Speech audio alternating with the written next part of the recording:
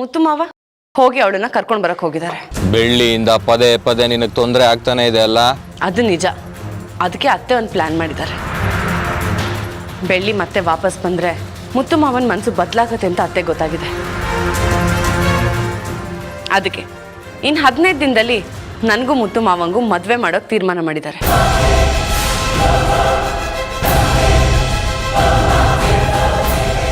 ಇದೆಲ್ಲ ನಡಿಬೇಕು ಅಂದ್ರೆ ನನಗೆ ನಿನ್ನ ಸಹಾಯ ತುಂಬಾ ಅವಶ್ಯಕತೆ ಇದೆ ಅಶೋಕ. ಈ ಅಶೋಕ ಯಾವಾಗ್ಲೂ ನಿನ್ ಸಹಾಯಕ್ಕೆ ರೆಡಿಯಾಗಿರ್ತಾನೆ. ಏನ್ ಮಾಡ್ಬೇಕು ಹೇಳು ಮಾಯಾ? ಮುತ್ತು ಮಾವ ಕಷ್ಟಪಟ್ಟಾದ್ರೂ ಸರಿ ಬೆಳ್ಳಿನ ಮನೆ ಕರ್ಕೊಂಡು ಬಂದೇ ಬರ್ತೀನಿ ಅಂತ ಹೇಳಿ ಹೋಗಿದ್ದಾರೆ. ಆದ್ರೆ ಮುತ್ತು ಮಾವಂಗೆ ಬೆಳ್ಳಿ ಸಿಗಬಾರ್ದು. ಸಿಕ್ಕಿದ್ರು ಅವಳು ಜೀವಂತವಾಗಿರ್ಬಾರ್ದು. ದೂರ ಹೋಗಿರೋ ಅವಳು ಎಲ್ರನ್ನೂ ಬಿಟ್ಟು ದೂರನೇ ಹೋಗ್ಲಿ. ಈ ವಿಷಯವಾಗಿ ನೀನು ಜೈಲಿಗೆ ಹೋದ್ರೂ ಪರವಾಗಿಲ್ಲ, ಚಿಂತೆ ಮಾಡ್ಬಿಡ ಅಶೋಕ. ನಿನ್ನನ್ನು ಹೇಗೆ ಬಿಡಿಸ್ಕೊಂಡು ಬರೋದು ಅಂತ ನನಗೆ ಚೆನ್ನಾಗಿ ಗೊತ್ತು. ಬೆಳ್ಳಿ ಆತ್ಮ ದೇವ್ರ ಪಾದ ಸೇರಿಸ್ದೆ ಅನ್ನೋ ವಿಚಾರ ಸದ್ಯದಲ್ಲೇ ನಿನ್ ಕಿವಿಗೆ ಬೀಳುತ್ತೆ. ಈ ಒಳ್ಳೆ ಸುದ್ದಿಗೋಸ್ಕರ ಕಾಯ್ತಿರ್ತೀನಿ.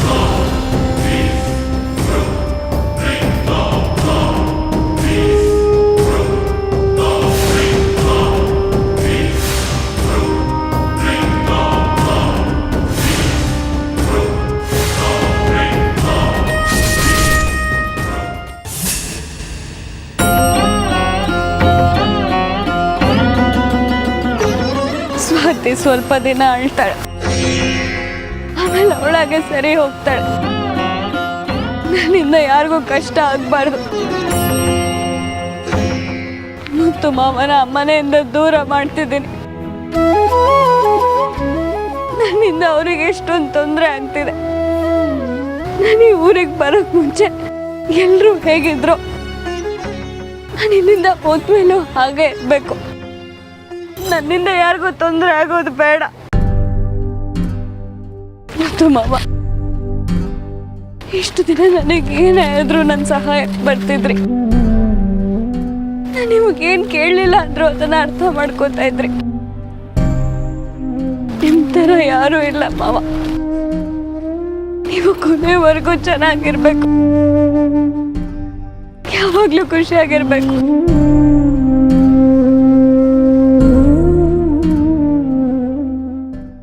ಏಯ್ ಬಾರೋ ಇಲ್ಲಿ. ಒಂದು ಮುಖ್ಯವಾದ ಕೆಲಸ ಇದೆ, ಮಾಡಿದ್ರೆ ಕೈ ತುಂಬಾ ದುಡ್ಡು ಸಿಗತ್ತೆ. ಅದೇನಂತ ಹೇಳಿ ಬಾಸ್. ಬೆಳ್ಳಿ ಮುತ್ತು ಗೊತ್ತು ತಾನೆ? ಗೊತ್ತಿಲ್ದೆ ಇನ್ನೇನು.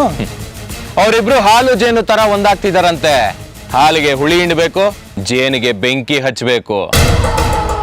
ಒಟ್ನಲ್ಲಿ ಅವ್ರಿಬ್ರು ಒಂದಾಗಬಾರ್ದು ಅಷ್ಟೇ ತಾನೆ? ಪ್ಲಾನ್ ಏನಂತ ಹೇಳೇನ?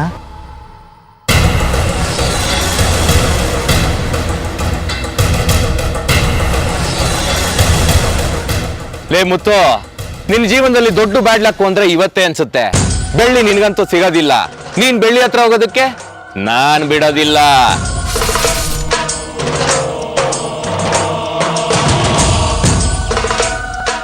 ಬೆಳ್ಳಿ ಸಾವು ಖಚಿತ. ಏಯ್ ಎತ್ರ ಗಾಡಿನ.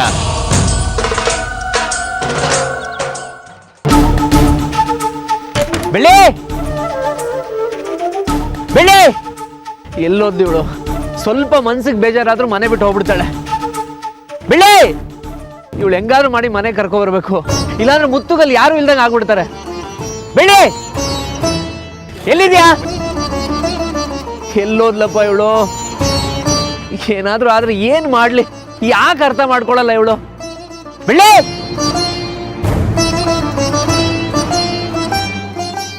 ಬೆಳ್ಳಿ ಅಯ್ಯೋ ದೇವ್ರೆ, ಎಲ್ಲೋದ್ಲು ಬೆಳ್ಳಿ?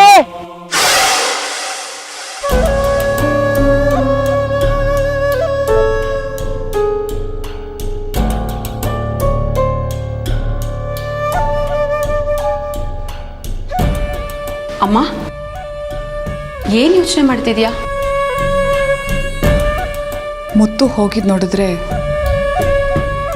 ನನಗೆ ಯಾಕೋ ಹೆದರಿಕೆ ಆಗ್ತಿದೆ ಶರ್ಮಿಳಾ. ಮೊದಲಾಗಿದ್ರೆ ಮುತ್ತು ನಾ ಹೋಗಬೇಡ ಅಂತ ಹೇಳಿದ್ರೆ ನನ್ನ ಮಾತು ಮೀರ್ತಾ ಇರಲಿಲ್ಲ. ಆದರೆ ಈಗ ನನ್ನ ಮಾತನ್ನು ಕೇಳೋ ಪರಿಸ್ಥಿತಿಯಲ್ಲೇ ಇಲ್ಲ. ಅವನು ಮತ್ತೆ ಮತ್ತೆ ನನ್ನ ಮಾತು ಕೇಳ್ತಾನ, ನನ್ನ ಪರವಾಗಿ ನಿಲ್ತಾನ ಅನ್ನೋದೇ ನನಗೆ ಅನುಮಾನ ಆಗಿದೆ. ಅವನನ್ನು ಹೇಗೆ ಬದಲಾಯಿಸೋದು? ಅಮ್ಮ, ನೀನು ಈ ಮಾತು ಹೇಳ್ತಿದ್ಯಾ?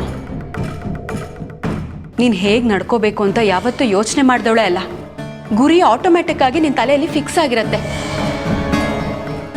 ಈಗಲೂ ಆ ಶಕ್ತಿ ನಿನ್ನಲ್ಲಿ ಹಾಗೇ ಇದೆ ಅಮ್ಮ. ಮುತ್ತಣ್ಣ ನಿನ್ನ ಮಾತು ಕೇಳಲೇಬೇಕು. ಕೇಳೋ ಹಾಗೆ ಮಾಡ್ತೀಯ ಅನ್ನೋ ನಂಬಿಕೆ ನಮ್ಗೆಲ್ರಿಗೂ ಇದೆ ಅಮ್ಮ. ಮುತ್ತಣ್ಣನ ಕೈಲಿ ತಾಳಿ ಕಟ್ಟಿಸ್ತೀಯ ಅಂತ ಮಾಯನ್ಗೆ ಮಾತು ಕೊಟ್ಟಿದ್ಯಾ. ಆ ಮಾತಿಗೆ ಏನು ಮಾಡ್ತೀಯಮ್ಮ? ಶರ್ಮಿಳಾ, ಮುತ್ತುಗೆ ನಾನೇ ಎಲ್ಲ, ನನ್ನ ಬಿಟ್ಟೆ ಬೇರೆ ಪ್ರಪಂಚನೇ ಇಲ್ಲ ಅನ್ನೋ ಹಾಗೆ ಅವನ ಮನಸ್ಸಲ್ಲಿ ಅಚ್ಚಳಿದೇ ಇರೋ ಹಾಗೆ ನಾನು ಹಚ್ಚೆ ಒತ್ತಿದ್ದೀನಿ. ಇದನ್ನು ಸಾಧಿಸೋಕೆ ನನಗೆ 20 ವರ್ಷಗಳು ಬೇಕಾಯಿತು. ಅವನ ದೃಷ್ಟಿಲಿ ನಾನು ಕೆಟ್ಟವಳು ಅಂತ ಅನ್ನಿಸ್ಕೊಳ್ಳೋದಕ್ಕೆ ಒಂದೇ ಒಂದು ಕ್ಷಣ ಸಾಕು. ಆದರೆ ಆ ದಿನ ಬರದೇ ಇರಲಿ ಅಂತ ನೋಡ್ಕೊಳ್ಳೋದೇ ನನಗೆ ಒಂದು ದೊಡ್ಡ ಸವಾಲಾಗಿದೆ. ಮಾಯಾ ವಿಚಾರದಲ್ಲೂ ಹಾಗೆ ನನ್ನ ಮಾತಿನಂತೆ ಮುತ್ತು ನಡ್ಕೋಬೇಕು. ಒಂದು ಮಾಯಾ ಹಠ, ಇನ್ನೊಂದು ಮುತ್ತು ಸ್ವಾಭಿಮಾನ, ಎರಡನ್ನೂ ಒಂದೇ ಸಮನಾಗಿ ಬ್ಯಾಲೆನ್ಸ್ ಮಾಡ್ಕೊಂಡು ಹೋಗ್ಬೇಕಾಗಿದೆ.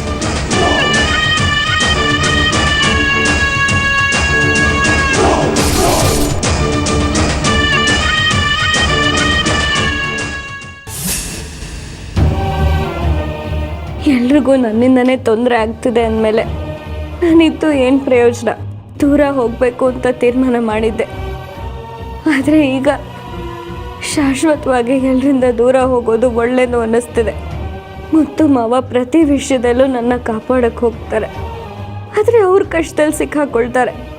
ಇನ್ಮೇಲೆ ನನ್ನಿಂದ ನಿಮಗೆ ಯಾವ ಕಷ್ಟನೂ ಇರಲ್ಲ ಮಾವ. ನನ್ನಿಂದ ತಪ್ಪಾಗ್ತಿದೆ ನಿಜ, ಆದರೆ ಬದುಕಿದಾಗಲೇ ಕ್ಷಮೆ ಕೇಳ್ತಿದ್ದೀನಿ. ನೀವು ಎಲ್ಲೇ ಇದ್ರೂ ನನ್ನ ಕ್ಷಮಿಸಿ.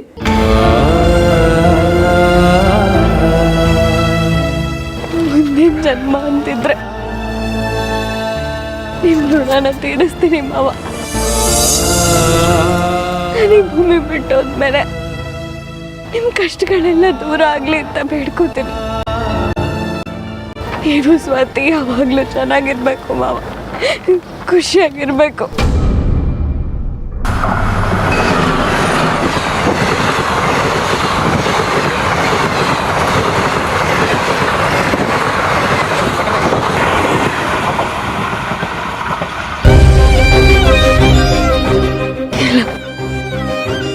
ನಾನು ಬದುಕಿರ್ಬಾರ್ದು.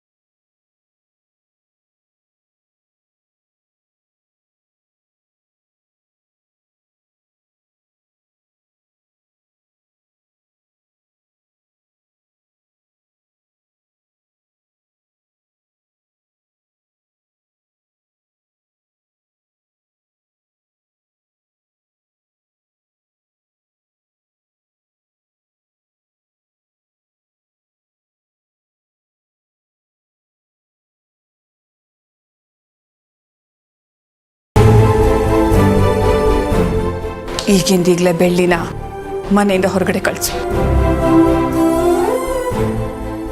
ನಾನೇನು ಅವಳನ್ನು ಬರೀ ಕೈಯಲ್ಲಿ ಕಳಿಸು ಅಂತ ಹೇಳ್ತಾ ಇಲ್ಲ. ನಮ್ಮ ಮನೆಯಿಂದ ಅವಳಿಗೆ ಸಲ್ಲಬೇಕಾಗಿರೋ ಮರ್ಯಾದೆ, ಪಾಲು ಎಲ್ಲ ಕೊಟ್ಟು ಕಳ್ಸೋಣ.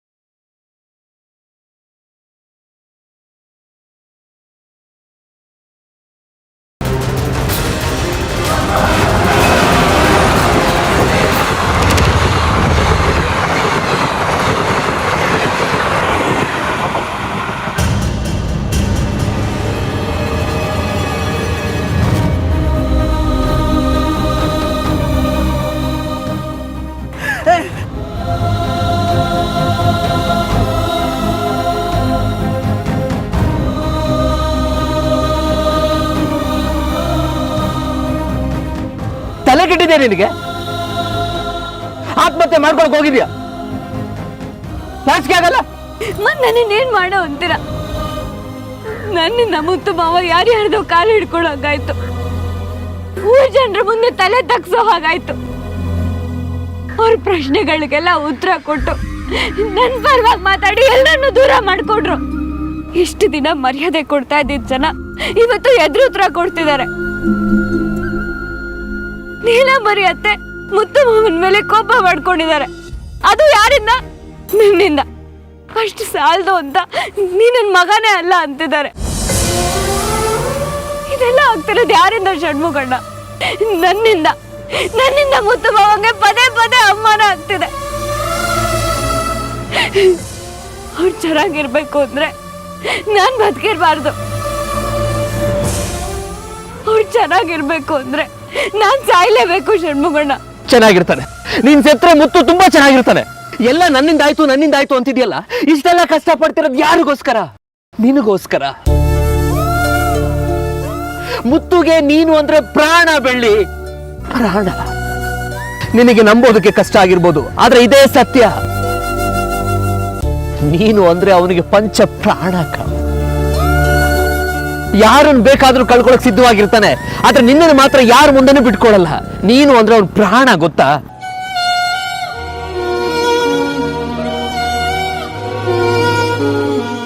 ನೀನು ಮನೇಲಿ ಕಾಣ್ತಿಲ್ಲ ಅಂತ ಗೊತ್ತಾಗಿದ ತಕ್ಷಣ ರೋಡು ಮನೆ ಜನ ಎಲ್ರಿಗೂ ಬೆಳ್ಳಿಯಲ್ಲಿ ಅಂತ ಕೇಳ್ತಾ ಅಲಿತಾ ಇದ್ದಾನೆ. ಹೌದು, ಯಾಕೆ ಗೊತ್ತಾ? ನಿನ್ ಮೇಲಿಟ್ಟರು ಕಾಳಜಿ. ಏಯ್ ದಡ್ಡಿ, ನೀನ್ ಸತ್ರೆ ಅವ್ನು ಬದುಕಿರ್ತಾನೆ ಅನ್ಕೊಂಡಿದ್ಯಾ? ಆ ಕ್ಷಣ ಎದೆ ಹೊಡ್ಕೊಂಡು ಪ್ರಾಣ ಬಿಟ್ಬಿಡ್ತಾನೆ. ಒಂದು ಮಾತು ಹೇಳ್ತೀನಿ, ನೆನಪಲ್ಲಿ ಇಟ್ಕೋ. ಮುತ್ತುನ ಮದುವೆ ಆಗೋ ಯೋಗ ನಿನಗೆ ಮಾತ್ರ ಇರೋದು. ಆ ಮಾಯಿಂಗಲ್ಲ, ಬೇರೆ ಯಾವ ಹೆಣ್ಣಿಗೂ ಅರ್ಹತೆ ಇಲ್ಲ. ನಿನಗಿದೆ ಅಂದ್ರೆ ನೀನ್ ಎಷ್ಟು ಅದೃಷ್ಟವಂತೆ ಅಂತ ಲೆಕ್ಕ ಹಾಕೋ. ಪ್ರತಿ ಸರ್ತಿ ಹೀಗೆ ಹೇಳ್ತೀರಾ. ನನ್ ಮನ್ಸನ್ನ ಬದಲಾಯಿಸಿದ್ರು ನನಗ್ ಪದೇ ಪದೇ ಅವಮಾನ ಆಗೇ ಆಗುತ್ತೆ. ನೀವ್ ಹೇಳಿದ ಯಾವ್ದು ನಡೆಯಲ್ಲ ಷಣ್ಮುಖಣ್ಣ. ಯಾವುದು ನಡೆಯಲ್ಲ ಅಂತಿದೆಯಲ್ಲ? ನೀನು ತಿಳಿದಿರೋ ಒಂದ್ ಸತ್ಯ ಹೇಳ್ತೀನಿ, ನೆನ್ಪಿಟ್ಕೋ. ಅವತ್ತು ಮಳೆ ನೆನ್ಕೊಂಡು ಕಳಿಯನಿಂದ ದೇವಸ್ಥಾನಕ್ಕೆ ಬಂದ ನೆನ್ಪಿದ್ಯಾ? ನೆನ್ಪಿದೆ. ಅವತ್ ನೀನ್ ಕೇಳಿದೆ ದೇವಸ್ಥಾನಕ್ಕೆ ಯಾಕೆ ಬಂದಿದ್ದೀರಾ ಅಂತ. ಸ್ವಾತಿಗೋಸ್ಕರ ಅಂತ ಸುಳ್ಳು ಹೇಳಿದ್ವಿ, ಆದ್ರೆ ಮುತ್ತು ಯಾಕೆ ಬಂದಿದ್ದ ಗೊತ್ತಾ? ನೀನ್ ಕೊಟ್ಟಿರೋ ಮಾತನ್ನ ಉಳಿಸ್ಕೊಳ್ಬೇಕು ಅನ್ನೋದು ಒಂದ್ ಕಡೆ ಆದ್ರೆ ನಿನ್ ಮಗಳ ಆಸೆ ಇನ್ನೊಂದ್ ಕಡೆ. ಬೆಳಗಿನ ಜಾವನೆ ಊರ್ನಲ್ಲಿರೋ ಅಮ್ಮನವ್ರ ದೇವಸ್ಥಾನಕ್ಕೆ ಹೋಗಿ 108 ದೀಪ ಹಚ್ಚಿ ಭಕ್ತಿಯಿಂದ ಬೇಡ್ಕೋಬೇಕು. ಕೊನೆ ದೀಪ ಆರಕ್ ಮುಂಚೆನೆ ನಿನ್ನ ಬಾಳ ಸಂಗಾತಿ ಆಗೋಳು, ನಿನ್ ಮಗುಗ್ ತಾಯಿ ಆಗೋಳು, ಆ ದೊಡ್ಡ ಮನೆಗೆ ಸೊಸೆ ಆಗೋಳು ಬಂದೇ ಬರ್ತಾಳೆ. ನಿನ್ ಮನ್ಸಲ್ಲಿ ಯಾರಿದ್ದಾಳೋ ಅವಳನ್ನೇ ಆ ಜಾಗಕ್ಕೆ ಬರೋ ಹಾಗೆ ಮಾಡ್ತಾಳೆ. ಯಾವುದೇ ಕಾರಣಕ್ಕೂ ಅವಳನ್ನ ದೂರ ಮಾಡ್ಕೋಬೇಡ. ಅವಳು ನಿನ್ ಬಾಳಲ್ಲಿದ್ರೆ ನಿನ್ ಬದುಕು ಬಂಗಾರ ಆಗುತ್ತೆ.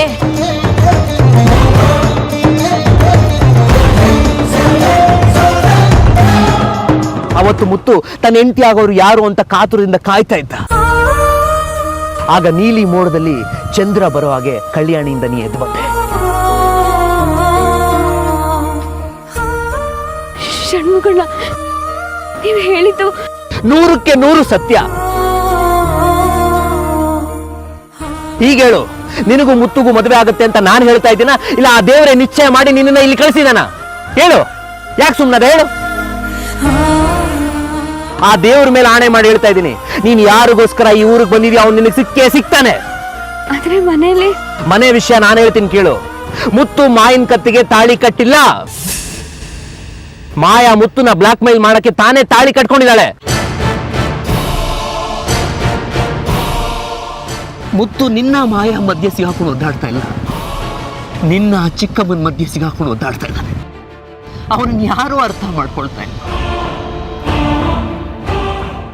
ನೀಲಾಂಬರಿ ಅಮ್ಮನಿಗೆ ಕೊಟ್ಟಿರೋ ಒಂದೇ ಒಂದು ಮಾತಿನಿಂದ ತನ್ನ ಸರ್ವಸ್ವನ ತ್ಯಾಗ ಮಾಡಿಕೊಟ್ಟಿದ್ದಾನೆ ಮುತ್ತು. ಮಾಯನ್ಗೆ ಹೇಗಾದ್ರೂ ಮಾಡಿ ಮುತ್ತುಗೆ ಕೊಟ್ಟು ಮದುವೆ ಮಾಡಿಸ್ಬೇಕು ಅಂತ ಅವ್ರ ಉದ್ದೇಶ. ಅದಕ್ಕೆ ನಿನ್ನ ಮುತ್ತುನ ಬೇರೆ ಮಾಡ್ತಿದ್ದಾರೆ ಅಷ್ಟೇ. ಅದನ್ನ ತಿಳ್ಕೊಳ್ಳದೆ ಸಾಯ್ತೀನಿ ಅಂತ ಬಂದ್ಬಿಟ್ಟಲ್ಲ ದೊಡ್ಡದಾಗಿ. ಆತ್ಮಹತ್ಯೆ ಮಾಡ್ಕೊಳ್ಳೋರಿಗೆ 2 ನಿಮಿಷದ ನೋವು, ಆದ್ರೆ ಅವ್ರು ಪ್ರೀತಿಸಿದವ್ರಿಗೆ ಅವ್ರ ಜೀವನ ಪರ್ಯಂತ ಅವ್ರಿಲ್ಲ ಇಲ್ಲ ಇಲ್ಲ ಕ್ಷಣ ಕ್ಷಣ ಕ್ಷಣ. ಆತ್ಮಹತ್ಯೆ ಮಾಡ್ಕೋಬಾರ್ದು ಬೆಳ್ಳಿ, ಅದು ಯಾವತ್ತು ಯಾರಿಗೂ ಒಳ್ಳೇದಲ್ಲ. ಪ್ರಪಂಚದಲ್ಲಿ ಸೋತು ಗೆದ್ದವರು ಕಮ್ಮಿ, ಸೋತು ಸತ್ತವರೇ ಜಾಸ್ತಿ. ಆ ಗುಂಪಿಗೆ ನೀನ್ ಸೇರ್ಕೋಬೇಡ ಬೆಳ್ಳಿ, ಆ ಗುಂಪಿಗೆ ನೀನ್ ಸೇರ್ಕೋಬೇಡ. ಕಷ್ಟನ ಎದುರಿಸು, ನಾನು ಗೆದ್ದೆ ಗೆಲ್ತೀನಿ ಅಂತ ಛಲ ಹಿಡ್ಕೊ. ಆಗ ನೋಡು, ನೀನು ನೋಡೋದೆಲ್ಲ ನಿನ್ಗೆ ಒಳ್ಳೇದಾಗಿ ಕಾಣುತ್ತೆ.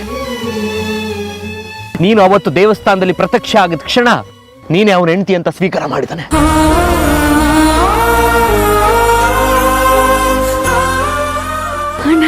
ಹೌದು, ನೀನೇ ಅವನ ಹೆಂಡತಿ ಅಂತ ಮನಸ್ಸಲ್ಲಿಟ್ಟು ಪೂಜೆ ಮಾಡಿದಾನೆ ಗೊತ್ತಾ. ಇವತ್ತು ಅಂತಲ್ಲ, ಯಾವತ್ತು ಅವನ ಮನಸ್ಸಲ್ಲಿ ನೀನೇ ಇರೋದು ಅಂತ ಎದೆ ತಡ್ಕೊಂಡು ಹೇಳ್ತೀನಿ ಬೆಳ್ಳಿ.